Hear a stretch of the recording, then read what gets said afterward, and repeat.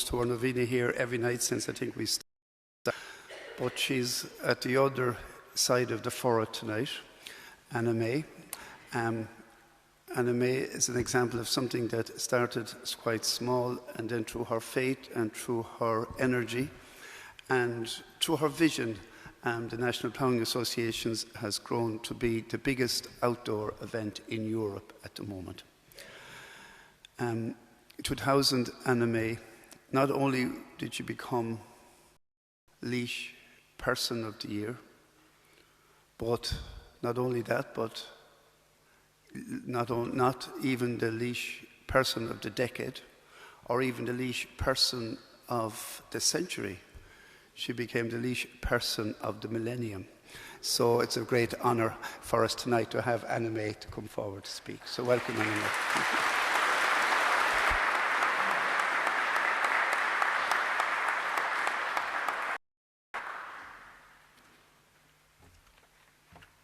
Good evening, everyone.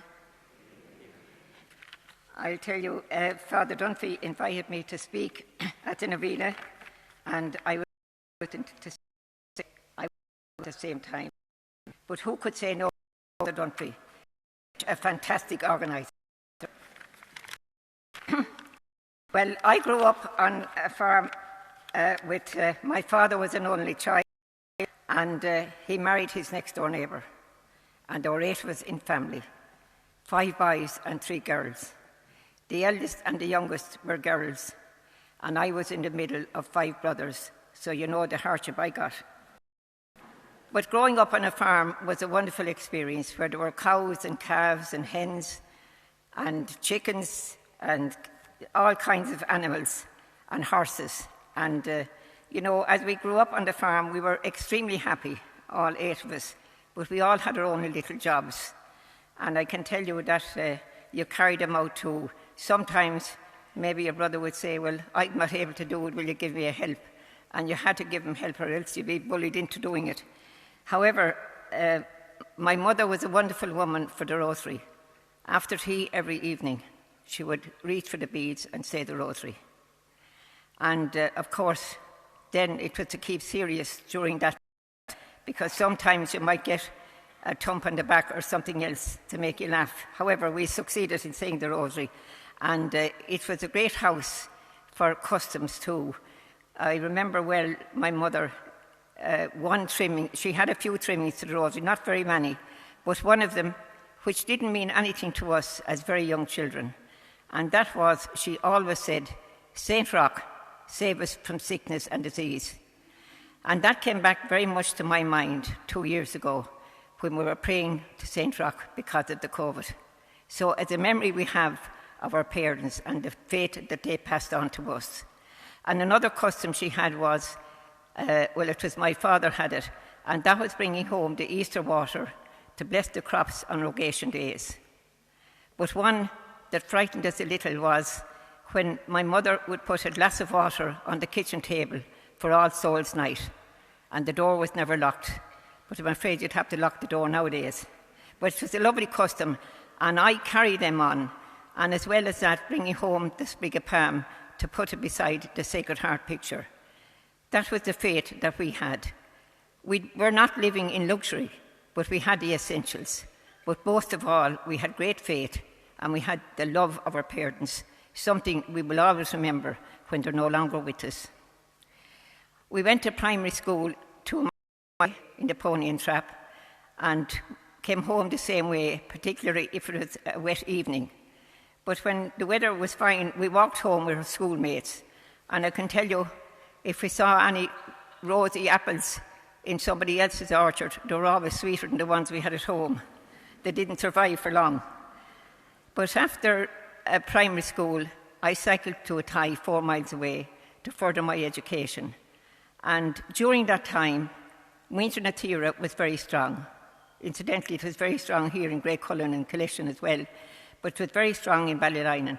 And I joined the junior section. I would say I was about 14 or 15. And I would say that it was there that I developed a taste for organising. I got involved in a lot of organisations in our village, in the community council, I was a founder member of the ICA. We had a camogie club, and there were about 6 or 7 camogie clubs in the county. And I can tell you, any time that we came to Grey Cullen or Collection, you brought back a few bruise marks.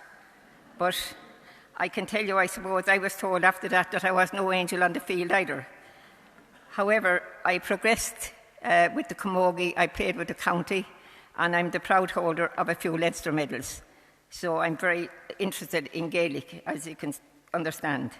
But Meath na Tíre at that time was extremely strong, and we all worked very hard in it, all the different sections. We organised field days, festivals, and various other things. And the community council was very strong then. But one of my wish was we were in a dramatic class, and we staged a good number of plays. That was a time when people loved to come in and sit down and enjoy a good play. But we were after completing the play, The Field. I'm sure you all know that very well. And a few of the cast had gone to Aberamagow to see the Passion Play. And one evening we were out wondering to know what would we stage next. And somebody suggested, what about the Passion Play? So we decided that we'd call a meeting. And we had the big number of 5 at the meeting. So we called a second meeting. And I have to say we had a very good secretary. She might be listening to me down there somewhere. And we called our second meeting, and we had about 30 that turned up. And from there, we went to our parish priest, and he gave us the go-ahead.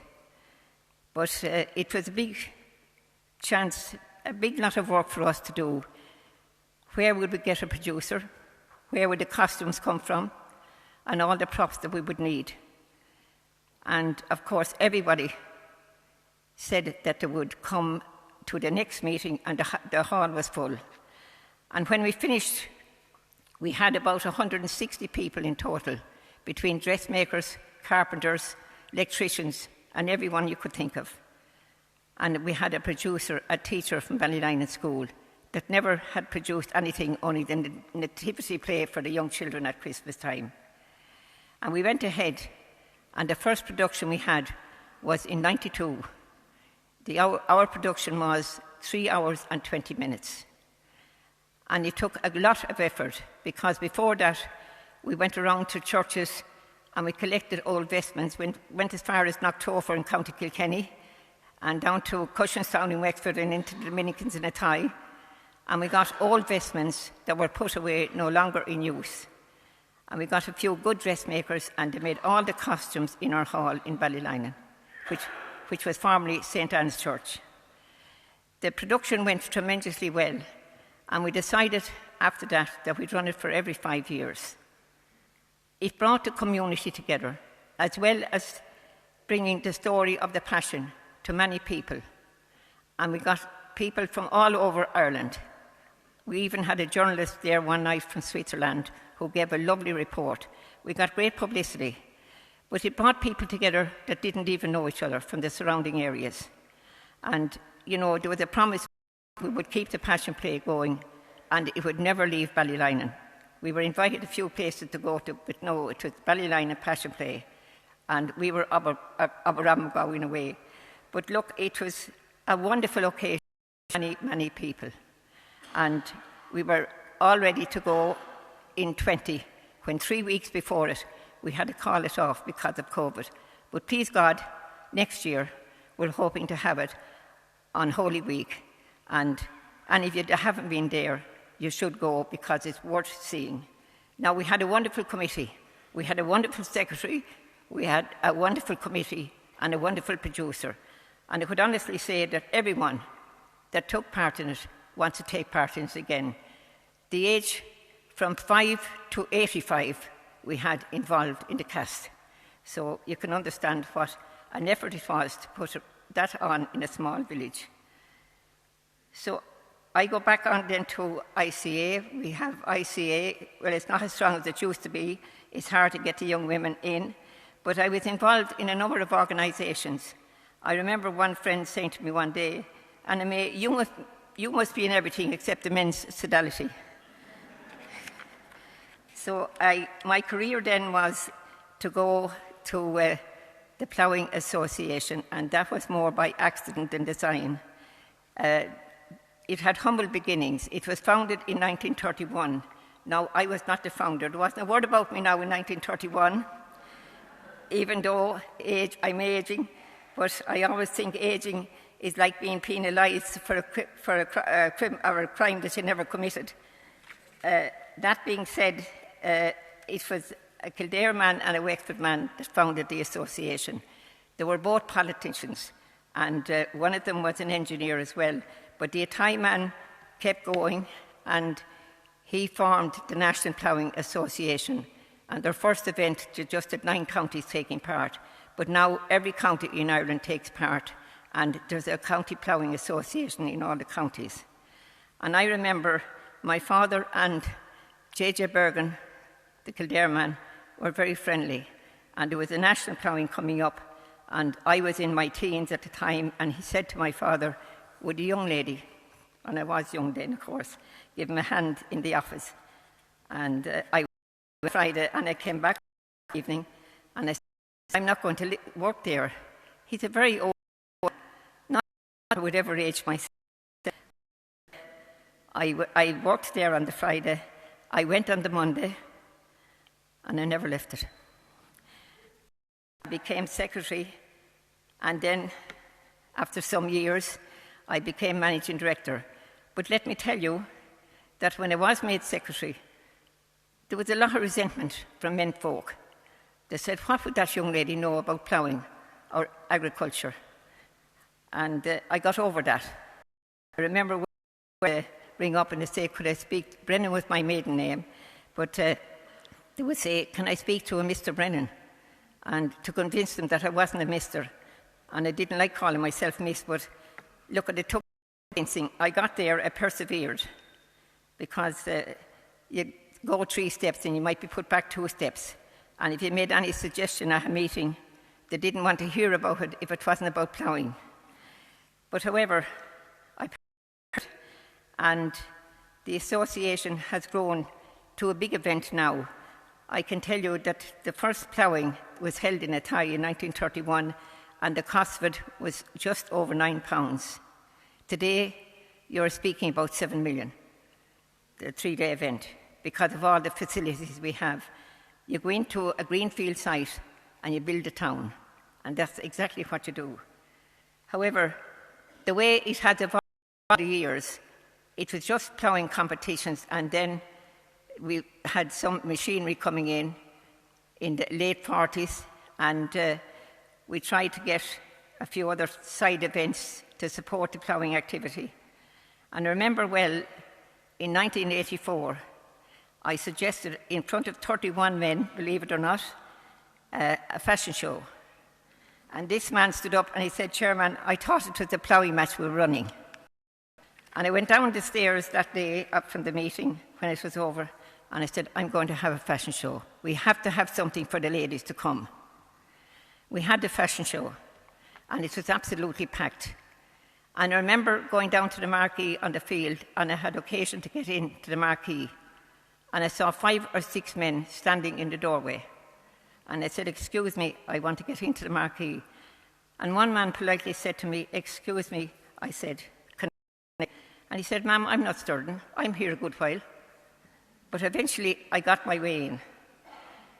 And when I went in, what was on the ramp? Only bridal wear. And my mind went to the doorway, and I said, well, if they didn't think of bridal wear before now, they can forget about it. So we then introduced the bread baking competition for the ladies and the fashion arcades. And we had something for the children. And that is how the national ploughing has evolved over the years. And without that, without all the side events like hunt chase and all of that, and water cars and everything you want, particularly the business, and the government of Ireland there take a huge area for all their different departments. And without that, it wouldn't have been the success. But you were all the time climbing a hill to get more and more. And you know what, when it was in Fenna here in County Carlow in 2019, our attendance was 287,000 people. It's in Rathnesca this year, in County Laois, in September, and we expect that we'll go to the 300,000, because we are also hosting the World Ploughing this year. It was to be in Petersburg this year in August, and that couldn't happen because of the troubles in Russia and Ukraine. And we decided then that we would host the event. So there'll be about 25 countries taking part. And Ploughing for Ireland there will be John Whelan of Wexford and Eamon Tracy for Carlow. And if any of you are going to be there, you will locate them under their national flag and give them a cheer on. I'm sorry now, I'm not Ryan Tubridy. I don't have complimentary tickets for every audience. You know, I worked very hard. I had great volunteers with me. I don't believe I ever asked anyone to do anything that I wasn't prepared to do myself. But you know, we started in the office, and I had a good person always beside me. And I had that person for as long as 34 years. She's retired now, but anyway, I know I can call on her at any time, and she was also secretary of the Passion Play. I have to say that the World Ploughing and being managing director of the National Ploughing gave me a lot back too. I went to many countries with our team, our Irish team, and I remember we went to Rome. It was in Italy, in Tormencina, just outside Rome, and the Irish College there arranged an audience with the Pope John. And I remember well going to that, and in my black suit and my black mantilla, and it was a warm day, and I can tell you, I thought the audience would never be over to get out of this black, because it was so warm when I came out. But it was a lovely occasion, and it gave me many opportunities to go to different countries. And I can tell you people that wherever we went, it was the first thing that our Irish party would look for, to know where was their mass. And I thought that that was lovely. I didn't have to ask them or push them. They just said, we'll find out where mass is. And no matter where it was, we would get to mass whatever country we went to. But I gave a lot to the ploughing. I suppose I gave my whole life to it, because they tell me at home that I had it for breakfast, dinner and tea, and I believe I had a passion for organising. And that's why it has grown so much with all the voluntary help I got. I can say this about the men folk dealing with them. Any time when they realised and accepted me as secretary and managing director, any time I ever do anything, they would never say no. But if we had a lazy person that didn't want to work, we lost them on the way. When we were in Rome, I remember well, we checked into the hotel, and we were all excited because there was one thing in our mind: we were to go to the Trevi Fountain. And we did go, of course, and we had a sing-song, but we didn't take the name of the hotel that we were in. And we had some job getting to know where we were staying, and we had no Italian, but we got back eventually after some kind people directed us back to where we should be. But we had great experiences, and as I say, I gave a lot to the ploughing. They gave me back a lot, and I was asked to know what would I change. I would change nothing with my life. I got good health. I prayed a lot. I had great faith. And it was the faith that our parents passed on to us as a family of 8. And I would hope that I am passing on the same faith to my family and particularly my grandchildren. I think it's very important that we show by example. I know when we were all at home, half of the time we weren't listening. We thought they were old-fashioned, or what were they talking about? But it's only when you don't have your parents that you will remember everything about faith that they passed on to us. Then I say that I had great faith in the Port Clares. My first wages was the big sum of £5, and I sent half of that to the Port Clares. And ever since I started to work, I have always remembered the Port Clares with a contribution, because I think they're wonderful. I have great faith. When I lost my husband 15 years ago, I went to the Port Clares to help me to get over my grief. And, you know, we cannot do, if we haven't God in our life, we have nothing. We could have all the property we ever wanted, But without God in our life and our faith, I feel we have nothing. I was blessed with 2 in family, and I have 4 grandchildren. And I hope that my grandchildren will be listening to me sometime. I know they tell me I'm old-fashioned at times, but I love the way I am. If I'm old-fashioned, I love that way. I was very honoured in the last time that the Eucharistic Congress was here in Ireland. I was very honoured to be chairing a session in Dublin on that occasion. And the session that I was chairing was Passing the Faith to Your Grandchildren.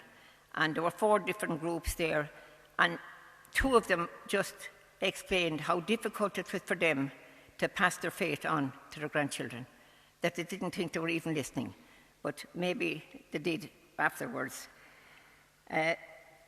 When we're doing all this work and every day of our life, we have to have our faith and realise that God is walking beside us. Because how often did you hear of maybe an accident? God, how did he escape, or how did she escape? Did they realise that there was somebody there beside them, that they didn't get an accident? So it's with the help of God that we get on in life, and he's with us every day. If we only knew how much God loves us, we would cry with joy. And that's my faith, and my faith in the Poor Clares, and my faith in going to Mass.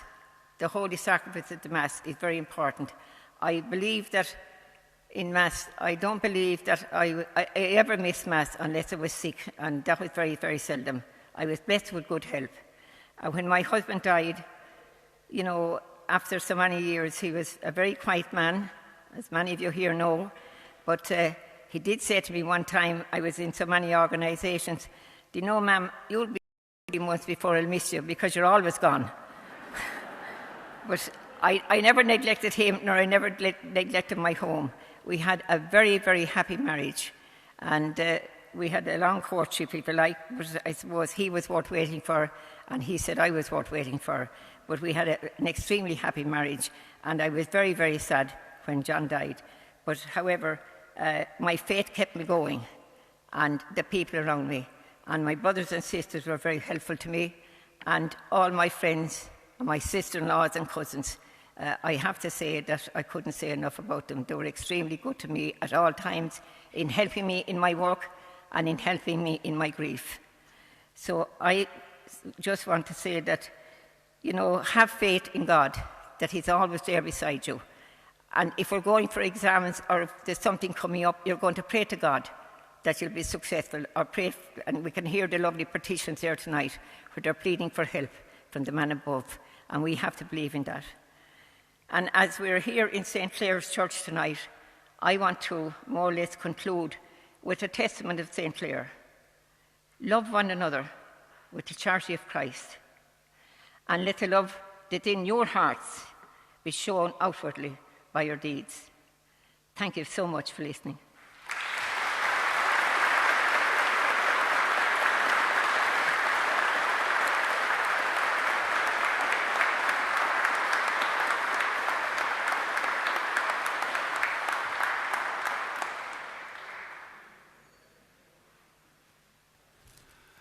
Thanks, Anna May. So that you to me, but should reassure you, to say no to me for others. But it's lovely to hear about of knowing, but it's really about the Passion Play as well. And if you haven't been to it, really go to it when it's next year. And one of the most experiences I do every 5 minutes on. And lovely to hear too the old ones that was them in the past, particularly the farming background, but the whole concept of holy water and prayer and rosary and the importance of Mass that people used to have in their lives. And I think the big message coming through anyway is that God is always with you no matter what. So I invite you now to please stand as we will have now our prayer.